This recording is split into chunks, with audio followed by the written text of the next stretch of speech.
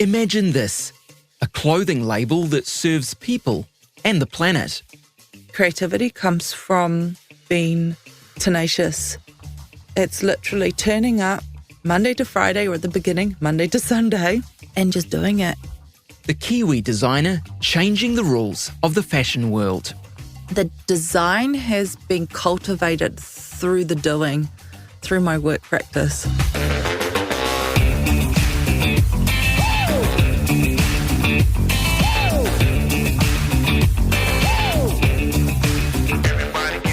Kia ora, I'm Jahan Casanada, and welcome to Imagine This, a podcast about creative people who are doing very cool things right here in Wellington. My guest today is the founder of Kowtow Clothing, Gosia Piatek. Hey, Gosia. Hi, how are you? I'm good, how are you? Yeah, good. If I walked up to 10 people on the street and I said to them, what are you wearing today? I reckon most of them would have no idea about the origins of their clothes. Why are we so oblivious to what we wear? Yeah, and it's also a basic need. You know, we need shelter, we need food, we need water. So we need clothing. It's just something that's so basic that I don't think we even think about. Why would we think about or engage with where it comes from, who's made it, what sort of environmental practices we use to make it? I mean, it's just all these added extras, isn't it? And it can kind of feel like a bit heavy on your shoulders, I think, sometimes. So it's nice to kind of come up with a business that just gives that a solution to people that don't have to think about it. Ethical clothing and sustainable clothing, it's common now, but you started your business about 15 years ago when almost no one was asking these questions. How did you start to reflect on the ethics around fashion? For me, it started on a really personal journey. I spent a lot of time in the mountains snowboarding. I spent a lot of time in nature, and I had a lot of time to sort of really kind of be at one with it, you know. It really sort of, it got into me, and I just realised how beautiful the world was, and that coming out of that, whatever I do, I was clearly unemployable. I was far too opinionated that I needed to do something that made sense and aligned with how I felt when I was in the mountains. And I met with a friend at Auntie Mina's, the vegetarian restaurant on Cuba Street. Yeah. And I said, I want to think about whatever I do. It doesn't have to be clothing. I was thinking about food. I was just thinking about the origin story, really. I want to know where it comes from, how it's made, and I want to be able to visit that production chain. It just had a seed in my head. It really was so simple. And she said, why don't you start a fair trade organic cotton clothing label? And I went, what's that?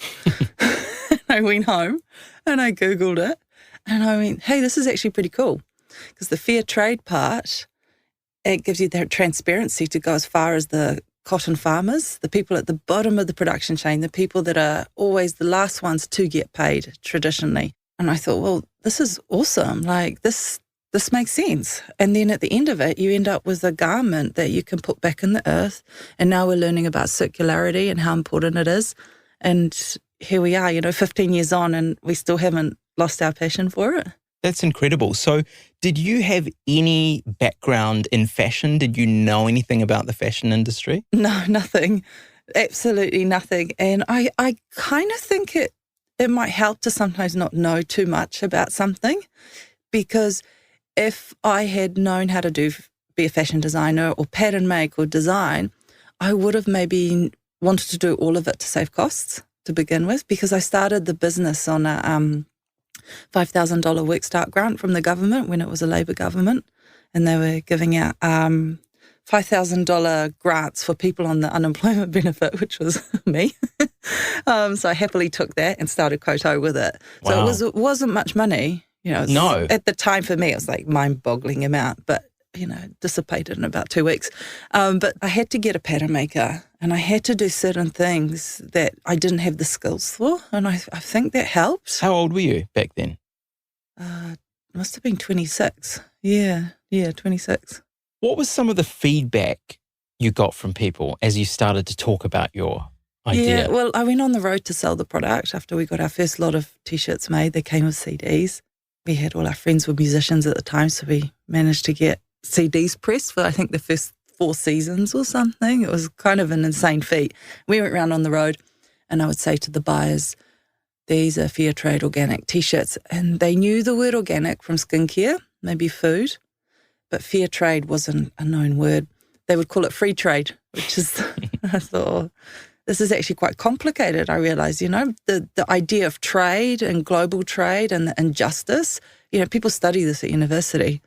It's not something that you can dumb down into a word like ethical or sustainable. Like, this is why these words have lost meaning now.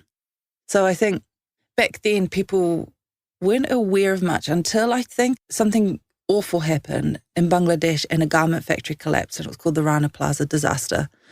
And then a movement was started where you wore your clothes inside out for the week, and it's a week-long event now every year. And I think that's becoming more amplified maybe in the media because of that, of what happened there, and the injustice of how are your garments made? Why are they so cheap? So what was the idea behind Kowtow? The main idea, which is the same idea now, is that we are 100% certified fair trade organic cotton clothing brand.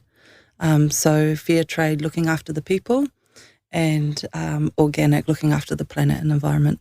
So environmentally friendly garments that you can learn about. You can actually understand where the garments come from. Yeah, it's really important for us. And we've realised in the 15 years how our journey, it just keeps evolving because the world keeps responding and you've got to respond to the planet. So we're constantly being challenged. So we are now working towards a 0% plastic mission in our clothing. I don't think a lot of people realise that there are, even when it says 100% cotton or 100% wool, there are plastic components in your clothing. So we are working on that mission. That's our biggest mission at the moment, to replace those pieces. So, for example, your clothing where it's stitched on the seams, that's normally a polycotton thread, and we're finding incredibly difficult to source. So if there's someone out there, please get in touch with me. But all these other, we call them our wins. We've really nailed it. We only use nut and shell buttons.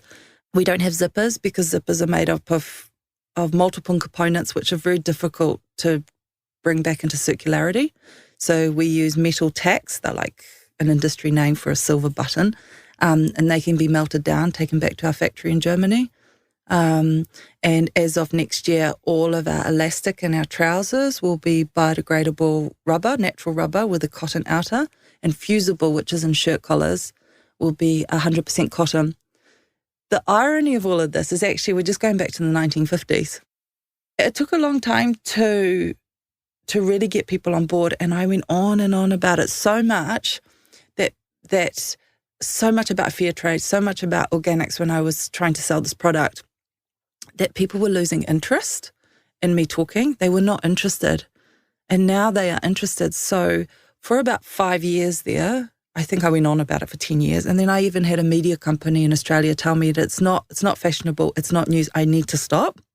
That must have been a huge obstacle to creating an ethical fashion company. Yeah, but we always made sure that the clothing was desirable. So even if people didn't buy it for the ethics, they bought it for how it looked. Right. And I think that's really important in whatever you create, whatever product you create. But we stopped talking about it for about 5 years.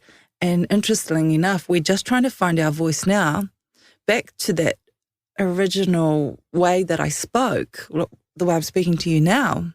Was it frustrating receiving negative, cynical feedback? Definitely, when I felt it was from industry experts.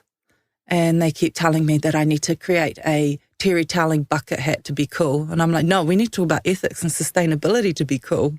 It's just such a clash.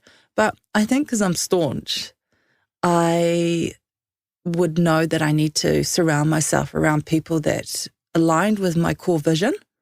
Otherwise, what's the point? You can't surround yourself with people that are not going to get in the same boat with you. And that can be tough though, right? Yeah, but I guess in my gut, I just felt this, it was right. You can't, waiver off what I feel like we're doing, which is human rights and sustainability and environmental protection. The clothing is a byproduct. So this is how we talk. I have 36 people now at Kowtow, and this is how, I have 36 people that want to be in the boat with me to talk like this. So it's given me more confidence. And the world seems ready for these conversations now. COP26 just, is in the media. It's there. It's the front. It's the headline now, It is. It's not page 26 of the world section, which is so embarrassing that our world section is dug in our newspaper deep. Yeah. Tell me about how your family came to New Zealand. I was 5 years old when we left Poland. My mum and dad and brother and I left Poland. My parents were political asylum refugees. It was during the time of communism in Poland, and there was not much food on the shelves. They had to line up with tickets to get a bag of sugar or whatever the rations were. And my mum, being as staunch as me, said, "No, I've had enough." My dad had a passport to leave because he was a sailor, and they would never give a whole family passports just so you can't leave. It's an oppressed society. And my mum pretended she was a part of a car racing club in Italy. So we said we were going on a car racing rally. Wow. Yeah. She's got the tenacity that I have. And we packed up our house, our car, and we pretended that we were going camping. Because if the Border Patrol stopped you, if they felt you were leaving, you couldn't tell too many people. I think they told their mum and their parents, and that was it. The World Council of Churches was helping refugees with some subsidised aeroplane tickets, and countries that were accepting refugees was New Zealand, Australia and Canada. And my dad thought, well, let's go for New Zealand because there's lots of cold water, and he's a captain of an industrial fishing vessel, and he thought, I'll be able to get a job there. Which he was right. And we flew here, and I think they felt like they made the biggest mistake of their life. Mm. They got here, and they couldn't understand why there was no coffee open past 1 p.m. And what do people do in the evening in the 80s in New Zealand? So they bought their first home quite quickly, actually, in Wainuiomata. That's where I grew up. I went to Wainuiomata Primary. And then Dad got a promotion. We moved to the hut. And I went to Hutt Intermedia and Hutt Valley High School, and then I studied at Victoria University, a commerce degree. Maybe that was quite helpful in business. So it was an interesting, I guess, quite a different maybe upbringing to many people. Yeah. How did your upbringing shape the person and the business leader that you've become? I think that you can take risks. My parents took massive risks, completely blindfolded. And they taught me about money because obviously they came here with $200. There wasn't much money. And my mum's incredibly good with money. We always had all these weird money boxes from the warehouse. They had the $20 note wrapped around them. I don't know if you remember them. Yeah. You open them with a can opener. And we had all of them around the house, and one would have 5 cents, one would have 10 cents. I got really good at nicking money with tweezers out of them. And, but it just and we would open them once a year, and that was our holiday. And there was just this we would sit around, and there were just these crazy amounts of coins. And I just remember counting it. And I remember her having to save it. There was this kind of physical thing that she would do after coming back from the supermarket. She would put the money away. She wouldn't spend it. There's a real respect of money in our family. And I think I've drummed that into everyone at Kowtow. I think even now, I employ 36 people, but I still go, how are you sending that? I hope you're not using, the most expensive service to send. And they're like, oh my God, go away. I can't help it. Why did you choose to manufacture in India? It's where the cotton farms are. So we're so lucky. We have two manufacturers. We've one in Calcutta we've been with for 15 years, so we've never changed. I don't know if people know this, but most people price out a garment in multiple factories and take the best price. We don't do that. And we have another one in Mumbai. And those factory owners, Rajat and Amit, they have relationships with the cotton farms directly. What was it like when you first went to India? Whoa, like a slap in the face.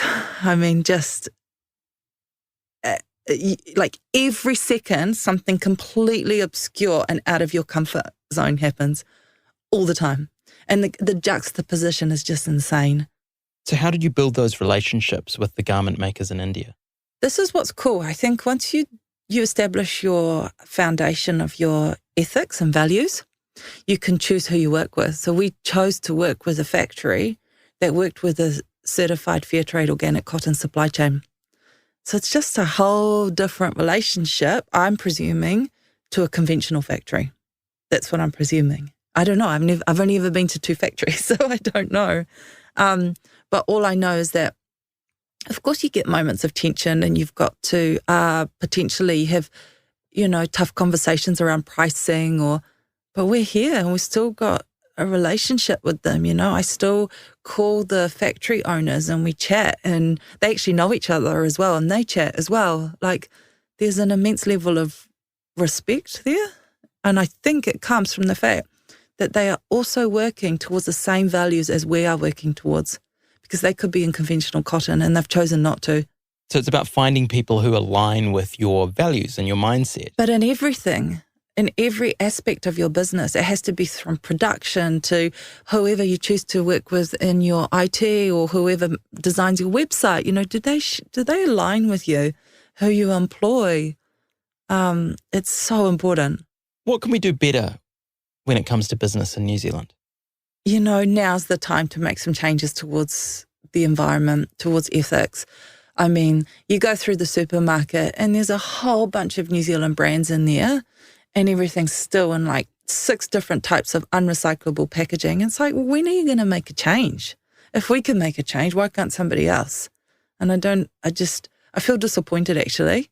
But then there's a whole bunch of awesome small companies in New Zealand that are doing amazing things. Have they got the spotlight that they need? Can they break through this crazy Instagram algorithm? Or, it just seems it's tough. Like it's a crazy world where probably you only got a spotlight on 2% of the brands now. Why do you think your company broke through? Have we broken through? Do you feel like you have? You never feel like that in business. I think you're always striving to do something else and hustle somewhere else, We've got plans to grow. So when we think about the size of customers that we're servicing, it still feels so little. What's your advice to someone who has a great idea and wants to bring it to life? Get a mentor. Yeah, get a mentor just to bounce the idea back. So get someone who's already started a business, multiple business, or mentored a bunch of businesses who can really lift your spirits up. Then that's what mentors are about. They're not there to bring you down. If you've got a mentor that's bringing you down, get rid of them.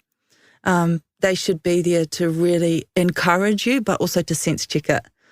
But they are there to watch you grow. And I think it's like having a buddy. It's really important. You've got someone that has belief in you, so you don't think you're going a bit lala.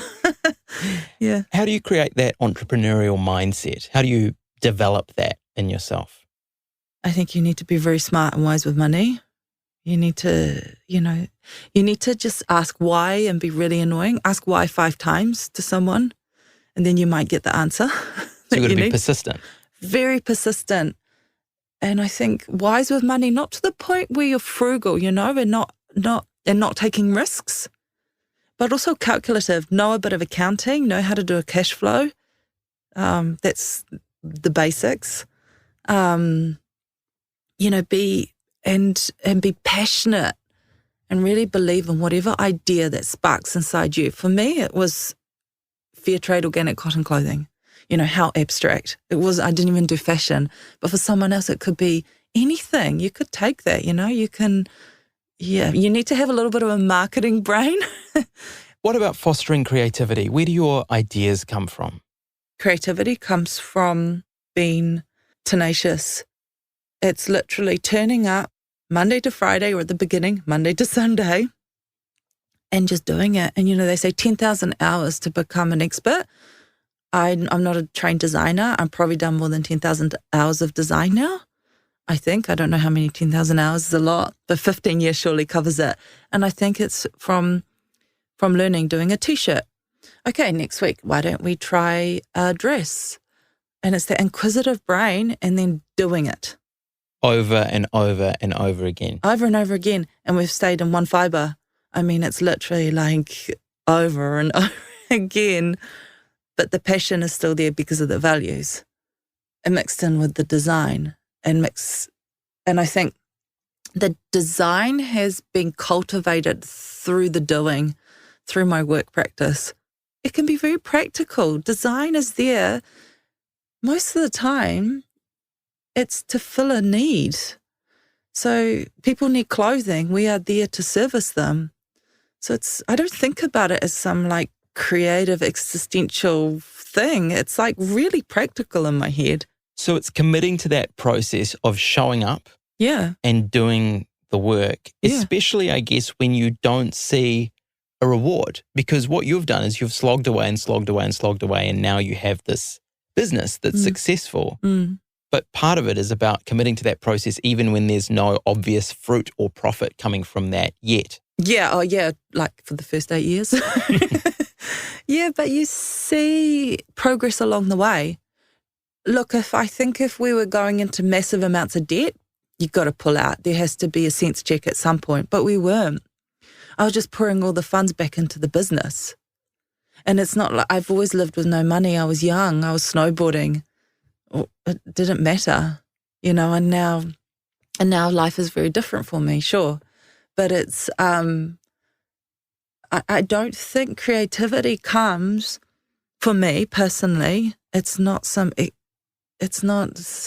within me. To me, it's very practical. Okay, we need to design a look. Okay, so what's a look? A trousers, a shirt, and a jacket. How's that going to look? What's the weather outside like? Oh, it's cold. Okay, so it's going to be thick. Like, that's literally how practical. I'm a really practical person, and I love how a head designer really associates with that. Why do you work in Wellington? I didn't think too hard about where else I should start my business. I'm from here. It just felt natural. Well, I'll start Kowtow here. I didn't think this through, If you think everything through, you'll never do it. You just got to do it.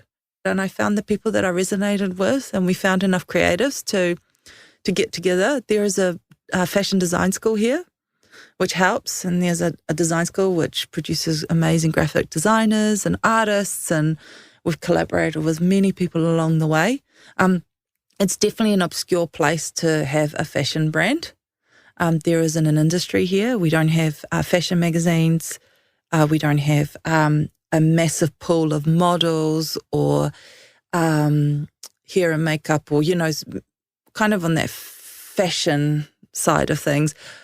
But it keeps you really creative, and I think with those limitations, same as our clothing, so limiting, just this one fiber, no trims, it keeps you really creative.